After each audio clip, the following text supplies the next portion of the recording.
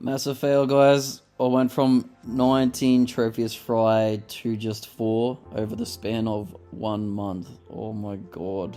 Basically what happened was I think the Tropheus fry were getting bloat, and that was, I think, as a result of underfeeding. Yes, you heard that right, underfeeding. So I was giving this much flake once a day. That flake was usually gone in seconds, like it was gone within 10 seconds.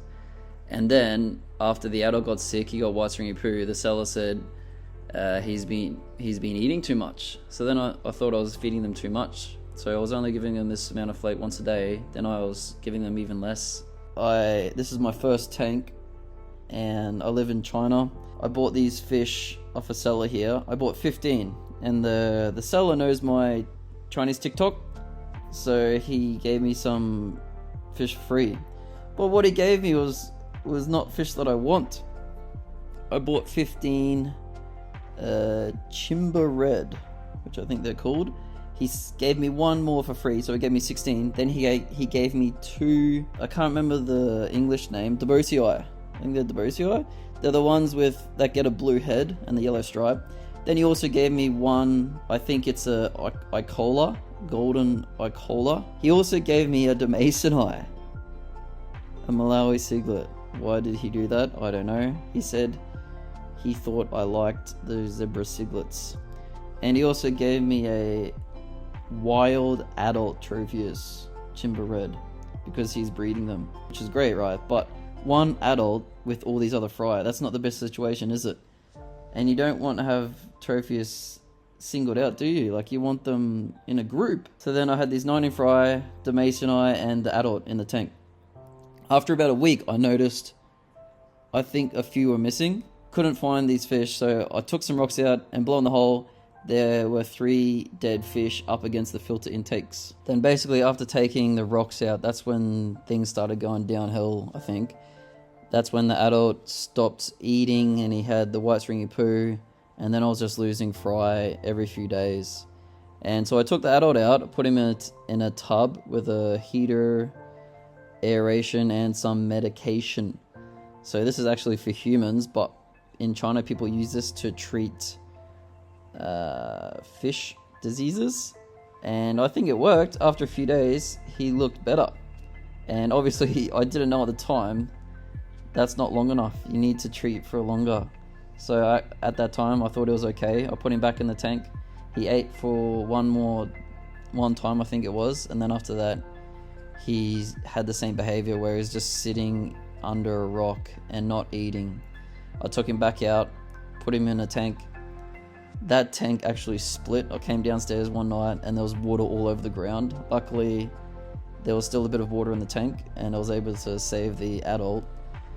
Put him back in the tank, and same behavior. He wasn't eating, so I took him back out again, put him in this other tank, and this is where he is now. And I'm pretty sure he's not going to make it. He hasn't eaten for 2 weeks, I think, at least 2 weeks, and he's just not doing anything. So now the plan is tomorrow I'm going to go and buy some normal fish, some cheap fish, maybe 15 to 20, and I'm going to put them in the tank because I want to establish the tank more. Ever since I got it, this tank has always had a small fish load, and I feel like it needs to still get lots more bacteria in the filters and in the system. So I want to just buy a random colony of fish, put them in the tank for about a month or 2 months, and just establish the tank more. I want to also try and grow some green algae in the tank. Up till now I've only had brown algae diatoms, and apparently Tropheus don't really eat that. I have seen them pecking at it, but apparently it's not very nutritious for them because it's just silica. And then once I have a fish colony in there for a month or 2, I'll get some more Tropheus. And I still want to get the same species, Chimba Red, but I want to buy them a bit bigger, maybe 4 to 5 centimeters. I'll show you guys the filter, sump filter. I'll show you guys. Like, people are going to watch this? Oh, I'll show you guys. That's hilarious. If anyone watches this, I'll be amazed. But I'm going to watch it anyway in years to come. So this is the filter, sump filter, 3 compartments. There's a big compartment here, this little one with the here, and then that's the pump. Now this whole setup, this cost me 3,600 RMB just for the filter, the tank, one light. That was 3,600 RMB. I bought lots and lots of rocks. I spent probably in total maybe like 800 to 1,000 RMB on rocks and substrate. And then also this sump didn't have a light. I just put in this light here, like cheap as light, the USB light.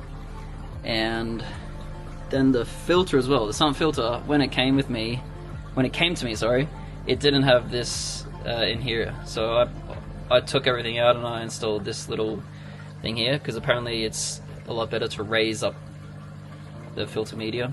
I put in an aerator in here too, because apparently that helps, the aeration helps with the bacteria. So yeah, if anyone's watching this and they have any suggestions for my sump, that would be great. So the lights I'm running is this light here, full spectrum LED, which I assume that's okay for algae. And then there's this light here, and I think it's like both lights are cheap as, like this is only 80 RMB, that LED strip was 80 RMB as well. And they're on a timer. I'm putting the lights on for like 10 hours a day. Yeah, I think if I can get some more nutrients in the water, I should be able to grow some green algae, I hope. And then yeah, after that I'll look at getting some more Tropheus.